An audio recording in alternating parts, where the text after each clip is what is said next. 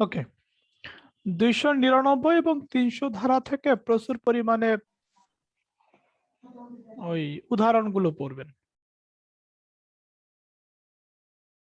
299 এবং 300 ধারা থেকে পেনাল কোড যে উদাহরণগুলো দেওয়া আছে এই উদাহরণগুলো ভালো করে পড়বেন। আচ্ছা, আমরা একটু আলোচনা করি। 299 প্রথমত কোনটা মার্ডার কোনটা কালপেবল হোমিসাইড, এটা আসলে আমরা 200 আচ্ছা, কোনটা কালপেবল হোমিসাইড এটার ব্যাখ্যা আমরা আসলে 299 থেকে বোঝা আমাদের কষ্ট। এই কারণে এটা বোঝার জন্য আমাদের 300 ধারার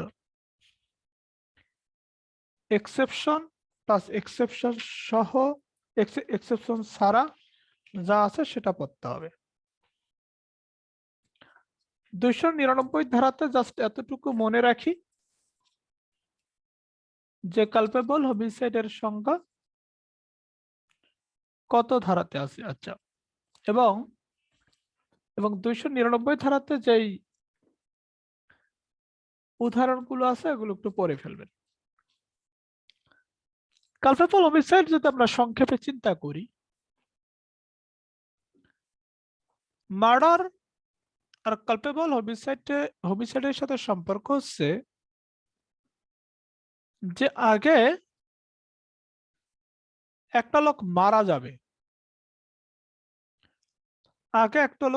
যাবে, তারপরে পরিস্থিতি বিবেচনায় এটাকে খুন বা কালপেবল হোমিসাইড বলা হবে। প্রথমত একটা লোক মারা যাবে, তারপরে ডিসাইড হবে এটা কি মার্ডার নাকি কালপেবল হোমিসাইড। ওকে,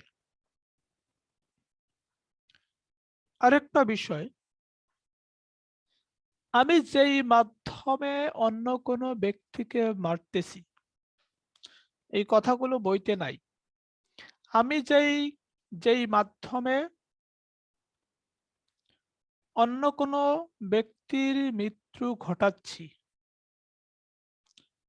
সেই মাধ্যমের প্রয়োগ যদি দূরবর্তী কোনো স্থান থেকে হয়, বাট আমার ইন্টেনশন হচ্ছে, আমার ইচ্ছা হচ্ছে তাকে আমি মৃত্যু ঘটাবো, বাট আমি যে মাধ্যমটা প্রয়োগ করতেছি, যে মাধ্যমটা অ্যাপ্লাই করতেছি সেই মাধ্যমটা দূরবর্তী স্থান থেকে প্রয়োগ হচ্ছে। তাহলে বিষয়টা কি দাঁড়ালো? বিষয়টা হচ্ছে একটা হচ্ছে ধরেন ধরেন দুইটা মৃত্যু ঘটবে। একটা হচ্ছে যে এখানে ঠিক এরকম ভাবে বন্দুকটা ধরা হলো এবং সেখানে মৃত্যু ঘটানোর উদ্দেশ্য আছে। আরেকটা হচ্ছে আপনি আমার কাছ থেকে হাফ মাইল দূরে আপনার মাথার দিকে বন্দুক তাক করে আপনাকে মৃত্যু ঘটানোর উদ্দেশ্যে আমি গুলি ছুড়লাম। তার মানে দেখেন, এই যে দ্বিতীয়বার যে গুলি ছুড়লাম এখানে আপনার মৃত্যু হতেও পারে নাও হতে পারে, বাট যদি হয়ে যায় তখন সেটা কি হবে? তার মানে দেখেন, এখানে মৃত্যুটা ঘটতেছে আলটিমেটলি এবং ইন্টেনশনও ছিল যে আপনার মৃত্যু হবে, বাট মাধ্যমের প্রয়োগটা হচ্ছে দূরবর্তী, যেখানে ডিস্টেন্স মেনটেন করা হয়েছে এবং সেই ডিস্টেন্সের কারণে সেই মৃত্যুর জায়গাটা অনিশ্চিত হওয়ার একটা সম্ভাবনা থাকে, বাট আমার ইন্টেনশনটা হচ্ছে যে আমি মৃত্যু ঘটাবো। ওকে, এবার আসি। তাহলে 299 থেকে জাস্ট আমরা একটা জিনিস পড়বো যে কালপেবল হোমিসাইডের সংখ্যা কত ধারা আছে, 299, এতটুকু শেষ। এরপর আমরা চলে যাব 300 ধারায়। 300 ধারাতে গিয়ে শুরুতেই গিয়ে দেখবেন যে এখানে বলা আছে 4টা পয়েন্টে। প্রথমেই বলা আছে except in the cases hereinafter accepted, অর্থাৎ হচ্ছে ব্যতিক্রম ছাড়া এখানে যা যা বলা আছে সেগুলো মার্ডার হবে। এখানে যা যা বলা আছে সেই কালপেবল হোমিসাইড, সেই নিন্দনীয় নরহত্যাগুলো মার্ডার হবে। এখানে ফার্স্টলি, সেকেন্ডলি, থার্ডলি, ফোর্থলি এই 4টা পয়েন্টে বলছে। তারপরে যেখানে মৃত্যু ঘটানোর উদ্দেশ্যটা থাকবে সেটা মার্ডার হবে। বা আমরা কালপেবল হোমিসাইডে বা নিন্দনীয় নরহত্যাতেও কিন্তু মৃত্যু ঘটানোর উদ্দেশ্য দেখতে পাই। এই যে একটু আগে বললাম যে মৃত্যু ঘটানোর উদ্দেশ্য আছে, বাট এই মৃত্যু ঘটানোর জন্য যে মাধ্যম, যে উপায়টা ব্যবহার করতেছে সেখানে মৃত্যু ঘটতেও পারে, নাও ঘটতে পারে, এমন একটা অনিশ্চয়তা, আনসার্টেনটি কাজ করে। সেই আনসার্টেনটি বা অনিশ্চয়তায় থেকে যদি আলটিমেটলি একটা মানুষ মারাই যায়, তখন সেটাকে আমরা বলতেছি কালপেবল হোমিসাইড। ক্লিয়ার? তার মানে ইন্টেনশন থাকলে, মৃত্যু ঘটানোর অভিপ্রায় থাকলে সেটা, সেই নিন্দনীয় নরহত্যাটা খুন হয়ে যাবে। সেকেন্ড বলছে, if it is done with the intention of causing such bodily injury as the offender knows to be likely to cause the death of the person to whom the harm is caused. অর্থাৎ হচ্ছে আমি, মানে ধরেন একটা লোকের এমন একটা অবস্থায় আছে, তার শারীরিক অবস্থা এতটাই খারাপ, আমি জানি তাকে যদি এখন সামান্য একটু ধাক্কা দেওয়া হয় তাহলে সে মারা যাবে। তাহলে একটা লোক শারীরিকভাবে এমন অবস্থায় আছে এবং আমি জানি এখন সে লোকটা যে অবস্থায় আছে, এতে যদি তাকে আঘাত করা হয় তাহলে সে মারা যাবে। অর্থাৎ হচ্ছে যেখানে আপনার নলেজ থাকবে, যেখানে আপনার নলেজ, অর্থাৎ যিনি অফেন্ডার, যিনি অপরাধী, তিনি যখন জানবেন যে আমি যাকে আঘাত করতেছি তার শারীরিক অবস্থা খুবই খারাপ এবং তাকে আঘাত করা হলে সে মারাই যাবে, নিশ্চিত ভাবে মারা যাবে, বা আমার এমন আঘাত মৃত্যু ঘটাতে সক্ষম, যে যখন আমি এটা জানবো, আমার নলেজ থাকবে এবং সে অনুযায়ী আমি আঘাত করে একটা মানুষকে মেরে ফেলবো, তখন সেটা মার্ডার হবে। থার্ডলি বলছে, 3 নম্বরে একই কথা বলছে, যে এখানকার কথা হচ্ছে যে আমি কিভাবে একটা মানুষকে আঘাত করলাম, আঘাতের ধরনটা কি, এটাকে আমরা বলি নেচার অফ ইনজুরি। আঘাতের ধরনটা কি, আঘাতের ধরনটা কি? আচ্ছা, আঘাতের ধরনটা কি বলতে এখানে আমরা বলতেছি, আচ্ছা এখন আপনাকে যদি পাটখড়ি দিয়ে আঘাত করা হয়, আপনাকে যদি কলম দিয়ে আঘাত করা হয়, আপনার কি স্বাভাবিক দৃষ্টিতে বা স্বাভাবিক বুদ্ধিমত্তায় আমরা কি বলবো যে এতে খুন হতে পারে? আপনাকে যদি বই দিয়ে, আমরা যে বই পড়াশোনা করি, এই বই দিয়ে যদি আঘাত করা হয় তাহলে কি মৃত্যু ঘটার সম্ভাবনা থাকে? থাকে না। কিন্তু যদি এরকম হয়, আপনাকে তলোয়ার দিয়ে, বন্দুক দিয়ে আঘাত করা হলো, ছুরি দিয়ে আঘাত করা হলো, তাহলে সেই আঘাত মৃত্যু ঘটাতে সক্ষম এবং মৃত্যু ঘটতেই পারে। তার মানে হচ্ছে নেচার অফ ইনজুরিটা কি, আমি যে আঘাতটা করলাম সে আঘাতের ধরনটা কি, সে আঘাত বা আমি কোন মাধ্যমে আঘাত করলাম, এই আঘাতের ধরনের উপর বিবেচনা করে একটা কালপেবল হোমিসাইডকে আমরা মার্ডারে পরিণত করতে পারি। দেন ফোর্থলি 4 নম্বরে বলছে, এই একই কথা বারবার বলছে, if the person committing the act knows that it is so imminently dangerous, মানে হচ্ছে এই 4th নম্বর পয়েন্টে ঠিক দাদা একই। সাউন্ড নাই, শোনা যায় না।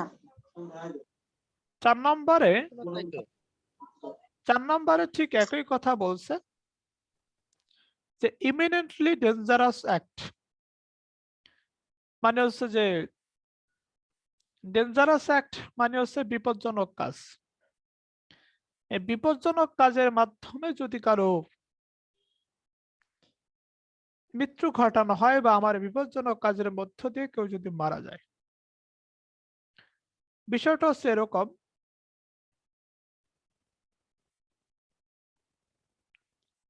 বিষয়টা হচ্ছে এরকম এখানে আরেকটা কথা বলছে and commits without excuse for incurring the risks of এখানে একটা সুন্দর কথা বলছে, সেটা হচ্ছে আপনার শারীরিক অবস্থা এতটাই খারাপ, এতটাই খারাপ, সামান্য কিছুতেই আপনার মৃত্যু হয়ে যেতে পারে। আপনার শারীরিক অবস্থা খারাপ এটা আমি জানি, আপনার শারীরিক অবস্থা খুবই খারাপ এটা আমি জানি, এমন একটা অবস্থা আছে আপনার যে কোনো মুহূর্তে আপনার মৃত্যু হয়ে যেতে পারে। এই অবস্থায় আমি যদি আপনাকে সামান্যতম আঘাত করি বা এই অবস্থায় আমি যদি আপনাকে ডেঞ্জারাসলি আঘাত করি, বিপজ্জনকভাবে আঘাত করি, যে আঘাত মৃত্যু ঘটাতে সক্ষম, but I had no intention to kill you, আপনার মৃত্যু ঘটানোর জন্য আমার কোনো ইচ্ছা ছিল না, সেই ক্ষেত্রেও একটা কালপেবল হোমিসাইড মার্ডার হয়ে যাবে। মানে এখানে বিষয়টা হচ্ছে এরকম যে আমি এমন একটা বডিতে আঘাত করলাম বা এমন ভাবে আঘাত করলাম যেটা মৃত্যু ঘটা, মানে ঘুরে ফিরে ঠিক একই কথাগুলো বলছে, ঘুরে ফিরে একই কথা বলছে যে শারীরিক অবস্থার অবনতি অবস্থা অ্যাটাক করা হলে, আমার ইন্টেনশন থাকলে, আমার নলেজ থাকলে আমি কিভাবে আঘাত করলাম সে আঘাতের ধারণের উপর ভিত্তি করে কালপেবল হোমিসাইডকে মার্ডারে রূপান্তর করা যায় বা কালপেবল হোমিসাইড মার্ডার হয়ে যায় ৩০০ ধারার আলোকে। ৩০০ ধারার শুরুতেই বলছে যে ব্যতিক্রম ছাড়া, তারপরে ৩০০ ধারাতে ৫টা ব্যতিক্রম আছে। ব্যতিক্রম ছাড়া যে ৪টা উপাদানের কথা বলা হয়েছে সে ৪টা উপাদান খুনের জন্য প্রযোজ্য হবে। সেই 7টা উপাদান হচ্ছে মার্ডারের জন্য প্রযোজ্য হবে। সে 4টা উপাদান কি কি আমরা দেখলাম, এটা ৩০০ ধারা আছে। অর্থাৎ আমাদের যদি প্রশ্ন আসে ৩০০ ধারায় কয়টি ক্ষেত্রে কালপেবল হোমিসাইড, নিন্দনীয় নরহত্যা খুনে রূপান্তরিত হয়? 4টি ক্ষেত্রে। এবার ৩০০ ধারায় 5টা এক্সেপশন আছে, 5টা ব্যতিক্রম আছে। যেই 5টা ব্যতিক্রমকে বলা হচ্ছে যে একটা মানুষ মারা যাবে কিন্তু সেই মারাটা মার্ডার হবে না, সেটা হবে নিন্দনীয় নরহত্যা বা কালপেবল হোমিসাইড। এক্সেপশনের প্রথমেই বলছে আমরা আরেকটা বিষয়, আমরা এই যে 299 এবং 300 ধারায় আবারও বলি প্রচুর পরিমাণে উদাহরণ পড়বেন, যত উদাহরণ আছে সবগুলো উদাহরণ পড়বেন। এক্সেপশন 1 এ বলছে যে অনেক সময় এরকম হয় না যে আমাকে এমন ভাবে আপনি উত্তেজিত করতেছেন, আমাকে এমন ভাবে আপনি উত্তেজিত করতেছেন,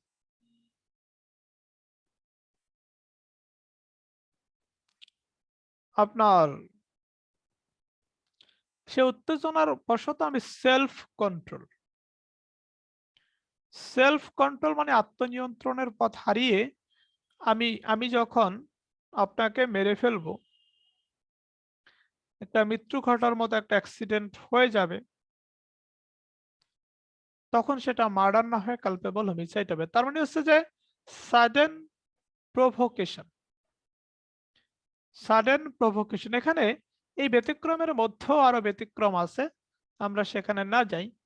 সাডেন প্রভোকেশন বা হঠাৎ উত্তেজনা বশত যদি আপনি কাউকে মেরে ফেলেন, তাহলে সে মেরে ফেলে অর্থাৎ যে ব্যক্তি আপনাকে প্রভোগ করছে, যে ব্যক্তি আপনাকে তিরস্কার করছে, যে ব্যক্তি আপনাকে উত্তেজিত করছে, সে উত্তেজনার ফলে আপনি অন্য ব্যক্তিকে মেরে ফেলছেন।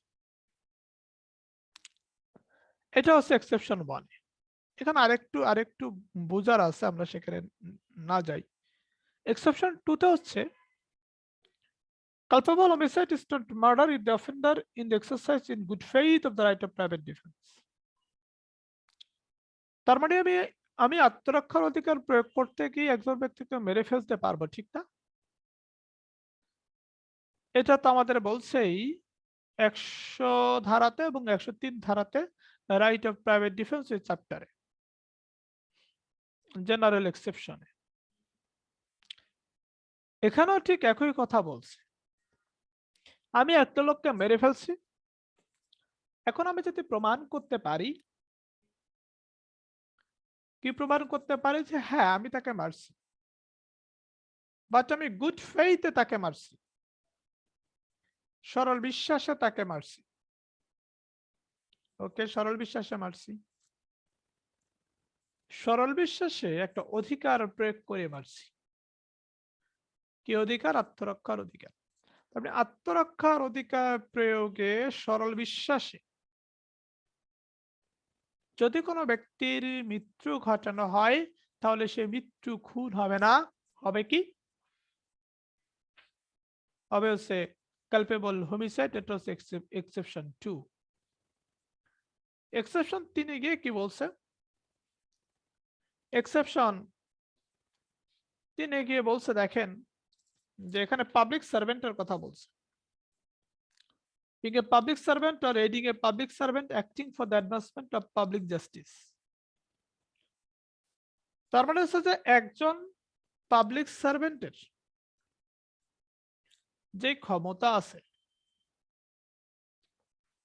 সে তার ক্ষমতা, তার যে পাওয়ার আছে, সে তার পাওয়ার অনুসারে কাজ করবে, রাইট? একজন পাবলিক সার্ভেন্টের যে ক্ষমতা আছে, সে তার ক্ষমতা ক্ষমতা অনুসারে কাজ করবে, রাইট? সে যখন তার দায়িত্ব পালন করতেছে, দায়িত্ব পালনকালে সে পাবলিক জাস্টিসের জন্য, জনগণের ন্যায় বিচারের জন্য, সে যখন এক্সিডস করবে the powers given to him by law, আইন দ্বারা তাকে যতটুকু ক্ষমতা দেওয়া হয়েছে তার ক্ষমতার বেশি যদি প্রয়োগ করে, এবং সেই ক্ষমতার অ্যাপ্লিকেশনটা হয় ফর দ্য পাবলিক জাস্টিস, জনগণের ন্যায় বিচারের জন্য, এবং এই জনগণের ন্যায় বিচারের জন্য তার ক্ষমতার অতিরিক্ত ব্যবহার করে যদি কোনো ব্যক্তির মৃত্যু ঘটায়, যদি কোনো ব্যক্তি মরে যায় তার দ্বারা, তাহলে সেই মরে যাওয়াকে আমরা খুন বলবো না, আমরা বলবো কালপেবল হোমিসাইড। এটা হচ্ছে এক্সেপশন 3। তার মানে হচ্ছে যে সরকারি কর্মচারী তার দায়িত্ব পালনকালে পাবলিক জাস্টিসের জন্য তার ক্ষমতার অতিরিক্ত প্রয়োগ করতে গিয়ে যদি কোনো ব্যক্তির মৃত্যু ঘটায়, তাহলে সেই মৃত্যু মার্ডার হবে না, খুন হবে না, হবে culpable homicide. Exception 4, if it is committed without premeditation in a sudden fight। অনেক সময় হয় না যে সাডেন কোয়ারেল, অনেক সময় হঠাৎ করে ঝগড়া বেঁধে যায়, বাট আমার কোনো ইন্টেনশন নাই, আমি বিপরীত পক্ষে যে অবস্থান করতেছে তাকে আমি মেরে ফেলবো। ঝগড়া করার এক পর হঠাৎ করে ঝগড়া লাগলো, হঠাৎ করেই তাকে মেরে ফেললাম, মানে ঝগড়ার এক পর্যায়ে আমি একটা লোককে মেরে ফেললাম, বাট আমার এখানে কোনো প্রি প্ল্যান ছিল না, আমার এখানে কোনো প্রি প্ল্যান ছিল না। অর্থাৎ পূর্ব পরিকল্পনা ব্যতীত সাডেন ফাইটে, সাডেন কোয়ারেলে, আকস্মিক দ্বন্দ্বে যদি কোনো ব্যক্তির মৃত্যু ঘটে, যদি কোনো ব্যক্তির মৃত্যু ঘটে তাহলে সেই মৃত্যুটা কালপেবল হোমিসাইড হবে। সে মৃত্যুটা কালপেবল হোমিসাইড হবে, কারণ এখানে কোনো পূর্ব পরিকল্পনা ছিল না। তাহলে এখানে ডিফেন্স করা যায়, সেখানে পূর্ব পরিকল্পনা থাকবে, পূর্ব পরিকল্পনা নিয়ে সাডেন ফাইডে হঠাৎ করে যে যুদ্ধ বাদে হঠাৎ করে যে কলহ সৃষ্টি হয়, এই কলহের মধ্যে যখন যদি কাউকে মেরে ফেলা হয় এবং মারার জন্য যদি প্রি প্ল্যান থাকে, পূর্ব পরিকল্পনা থাকে, তাহলে সেটা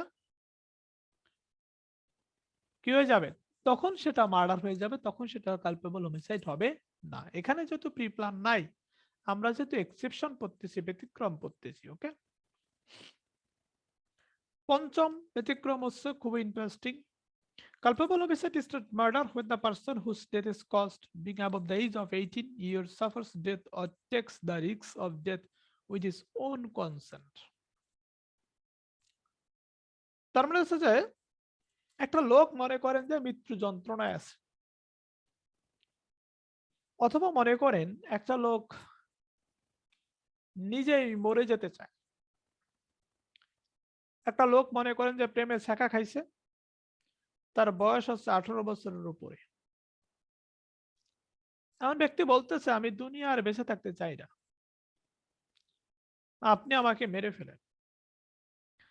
আমি তাকে মেরে ফেললাম, তার যন্ত্রণা থেকে তাকে মুক্তি দেওয়ার জন্য আমি তাকে মেরে ফেললাম। কিন্তু এখানে কনসেন্ট মতামতটা কে দিছে? মতামতটা দিছে যিনি মারা গেছেন তিনি। তাহলে এই মৃত্যু কি খুন হবে কিনা, আমি খুনের জন্য দায়ী হবে কিনা, আমি 302 ধারায় শাস্তিযোগ্য হব কিনা? উত্তর হচ্ছে না, উত্তর হচ্ছে না, কারণ এটা হচ্ছে 300 ধারার এক্সেপশন 5 নাম্বার, যেখানে বলছে 18 বছরের বেশি বয়সের কোনো লোক যদি নিজের ইচ্ছায় মৃত্যু গ্রহণ করতে চায় বা মৃত্যুর মতো একটা ঝুঁকি নিতে চায় এবং সে যদি আলটিমেটলি মারা যায়, তাহলে এই কিলিংটা, এই ডেথ, এই মৃত্যুটা, এই হত্যাটা হবে হচ্ছে কালপেবল হোমিসাইড, এটা মার্ডার হবে না। তারপরে আমরা কি দেখলাম, আমাদের এখানে প্রচুর পরিমাণে আমাদেরকে উদাহরণ পড়তে হবে। আবারও বলি, উদাহরণ পড়লে একটা সুবিধা আছে, আপনার এমসিকিউ ক্লিয়ার হয়ে যাচ্ছে, ধারণা ক্লিয়ার হয়ে যাচ্ছে, রিটেন ক্লিয়ার হয়ে যাচ্ছে। কারণ রিটেন থেকে এখান থেকে হুবহু একটা ফ্যাক্ট তুলে দিতে পারে, হুবহু একটা ঘটনা তুলে দিতে পারে, এখানে যে ঘটনাগুলো আছে, যে উদাহরণগুলো আছে। ওকে, তাহলে কালপেবল হোমিসাইডের ডেফিনেশন দিচ্ছে 299 ধারায়। 300 ধারায় কয়টি ক্ষেত্রে কালপেবল হোমিসাইডকে খুন বলা হয়েছে? 4টি ক্ষেত্রে। 300 ধারায় কয়টি ক্ষেত্রে মার্ডারকে কালপেবল হোমিসাইড বলা হয়েছে? 5টি ক্ষেত্রে। 300 ধারায় এক্সেপশন কয়টা? 5টা। 300 ধারায় এক্সেপশন হচ্ছে 5টা। এটা হচ্ছে 299 এবং 300 ধারা। তারপরে তো ক্রমান্বয়ে আমাদের 302 ধারায় শাস্তি কি আছে, 303 ধারায় কি আছে, 304 ধারায় কি আছে, এই শাস্তিগুলো একটু বাসায় পড়ে নিতে হবে। ওকে, এখন আমরা চলে যাব, আমরা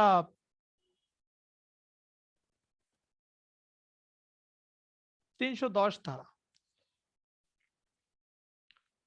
আচ্ছা, আমাদেরকে কিন্তু 305, স্যার 306, 307, তারপর হচ্ছে 309, এগুলো কিন্তু নিচ থেকে পড়ে নিতে হবে। জি দাদা।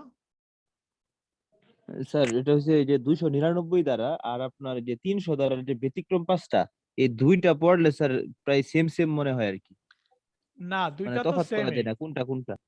আপনার সবগুলোই তো সেম। মানে মার্ডার এবং কালপেবল হোমিসাইডকে আসলে তফাৎ করা যায় না। প্রথমত একটা লোক মারা যাবে, হ্যাঁ, মারা যাওয়ার পরে যদি দেখা যায় ওই ব্যতিক্রমের 5টার যে কোনো একটা ছিল, তখন সেই মারা যাওয়াটাকে আমরা বলবো কালপেবল হোমিসাইড। আর যদি দেখি যে 300 ধারায় যে 4টি ক্ষেত্রের কথা বলা হয়েছে, চারটি উপায়ের কথা বলা হয়েছে, সেটি যদি থাকে তখন সেটাকে আমরা খুন বলবো। মানে মানে মূলত কি, আমাদেরকে এক্সেপশন দিয়ে বুঝতে হবে যেটা কালপেবল হোমিসাইড নাকি মার্ডার। এক্সেপশনের মধ্যে না পড়লে সেটা মার্ডার হয়ে যাবে। আপাত দৃষ্টিতে সবই সমান মনে হয়, ঠিক না? মার্ডার জি এবং দাদা, কালপেবল এটাই হোমিসাইড একই মনে হয়। Okay. তারপরে ক্রমান্বয়ে আমাদের ধারাগুলো পড়তে হবে। 302 থেকে শুরু করে 311 পর্যন্ত টানা পড়তে হবে। মাঝখানে আমরা চাইলে 308 বাদ দিতে পারবো, বাদ দেওয়ার দরকার নেই। এখানে প্রত্যেকটা, এখানে যা শাস্তিগুলো মনে রাখবেন। এবার আসে 310 ধারা, থাক, TSUG, থাক, বাংলা হচ্ছে ঠক। এ থাক বা ঠক জিনিসটা আসলে কি? দেখবেন কি, কিছু কিছু ব্যক্তি আছে, কিছু কিছু মানুষ আছে যারা হচ্ছে কিলার, যারা হচ্ছে এই খুন টুন করে বা রোবারি করে বা চাইল্ড স্টিলিং করে, এই শিশুদেরকে চুরি টুরি করে, এদের সাথে হচ্ছে আপনার বসবাস করে এবং বসবাস করতে করতে একটা হ্যাবিট হয়ে গেছে। আমরা যারা জুয়া খেলি, মানে যারা জুয়ারু, এদের সাথে চলতে চলতে আমাদের একটা অভ্যাস হয়ে যায় না? এবং জুয়ার মতো আমরা একটা অপরাধ করি। 310-এর থাকের কথা হচ্ছে, ঠকের কথা হচ্ছে যে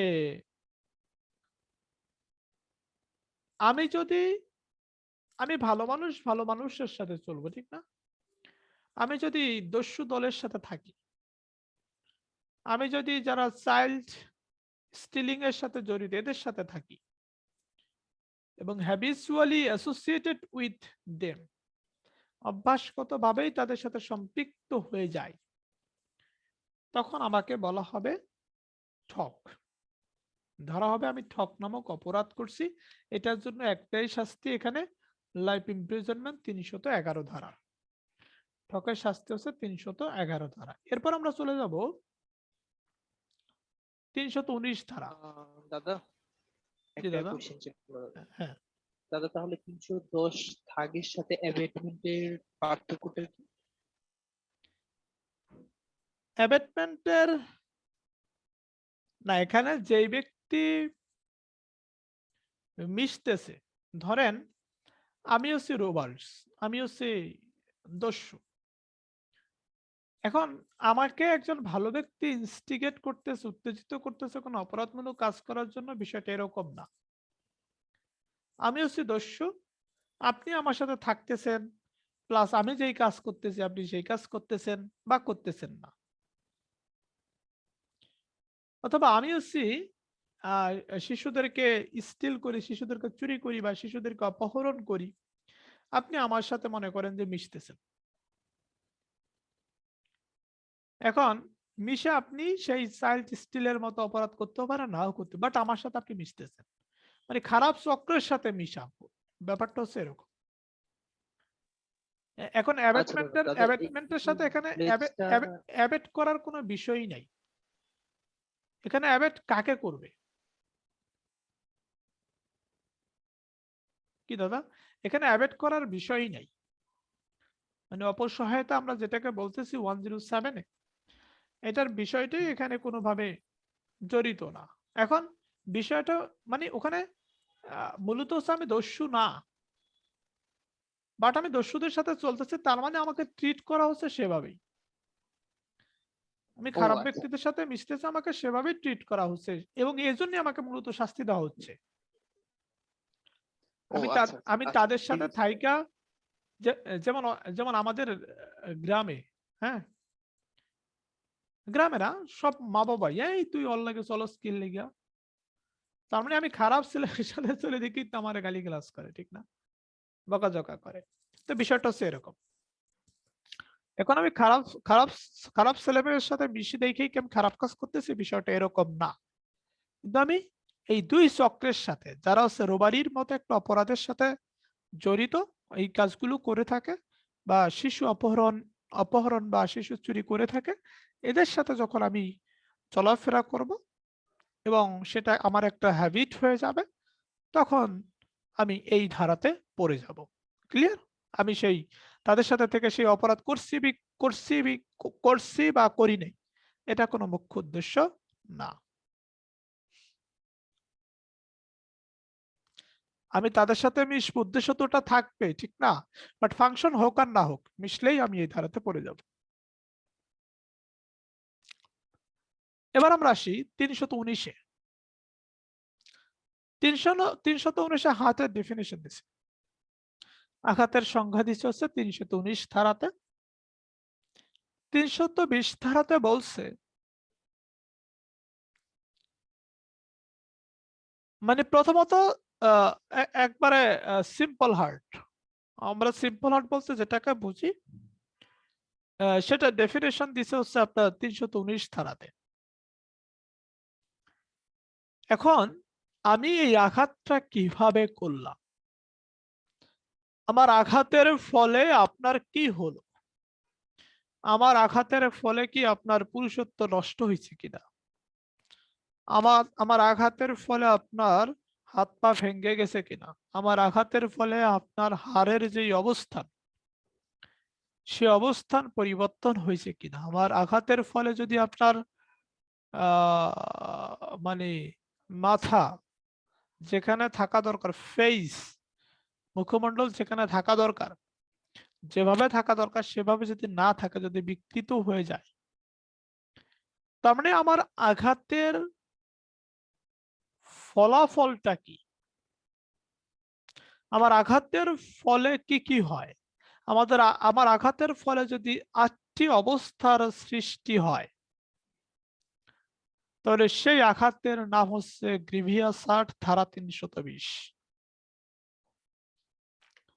ধারা 320 অর্থাৎ প্রথমত সিম্পলি একটা আঘাত থাকবে, এর ফলে কি হচ্ছে, আমার আঘাতের ফলে যদি 8 ধরনের পরিস্থিতির সৃষ্টি হয়, তখন আমরা তাকে বলি গ্রিভিয়াস হার্ট, ধারা হচ্ছে 320। এখানে 8টা ধরন বলে দিছে, এটা একটু দেখে নেবেন।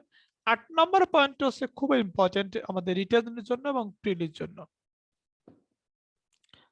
এখানে বলছে যে আমি একজনকে আঘাত করলাম, আঘাতের পরে দেখা গেল যে তার শরীরের কোথায়ও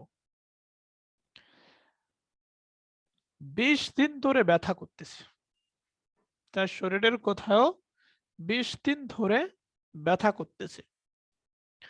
যদি কোনো আঘাতের ফলে 20 দিন ধরে ব্যথা চলমান থাকে, তাহলে সেই আঘাতের নাম হয়ে যাবে, সেই হার্টের নাম হয়ে যাবে গ্রিভিয়াস হার্ট। এরপরে আমাদের শাস্তিগুলো পড়ে ফেলতে হবে, 323, 325, এরপর আমরা পড়ব 326-এর ক। 326A, 326A তে একটা জায়গা মনে রাখেন যে এখানকার কথা হচ্ছে যে আমি যদি by means of corrosive substance মানে হচ্ছে যেই এটাকে আমরা বাংলাতে বলি, মানে কি বলে এটাকে, করোসিভ সাবস্টেন্স মানে হচ্ছে ওই যে ওই ধরেন হচ্ছে ওই অ্যাসিড আছে না, অ্যাসিড টেসিড ছুঁড়ে মারলাম মুখমণ্ডলে, তাহলে এটার জন্য শাস্তি হচ্ছে 326A তে, এবং এখানে ম্যাক্সিমাম পানিশমেন্ট আছে হচ্ছে আপনার ডেথ। 326A এখানকার শাস্তিটা করে ফেলতে হবে। ক্লিয়ার? শাস্তিগুলো একবার টানা মুখস্থ করে ফেলবেন ভাইরা। এবার আমরা চলে আসি 300, এরপর আমাদের আর পড়তে হবে না, 339, 340 আমাদের এখনই কেটে যাবে, আমরা নতুন করে আবার জয়েন দিব। 339 আর হচ্ছে 340। 339-এ কি আছে, রংফুল রেস্ট্রেন্ট। রংফুল মানে হচ্ছে অবৈধ, রেস্ট্রেন্ট মানে হচ্ছে বাধা, তার মানে হচ্ছে অবৈধ বাধা। এবং 340 আছে রংফুল কনফাইনমেন্ট, মানে হচ্ছে অবৈধ আটক। আচ্ছা, আমরা নতুন করে আবার জয়েন দেই।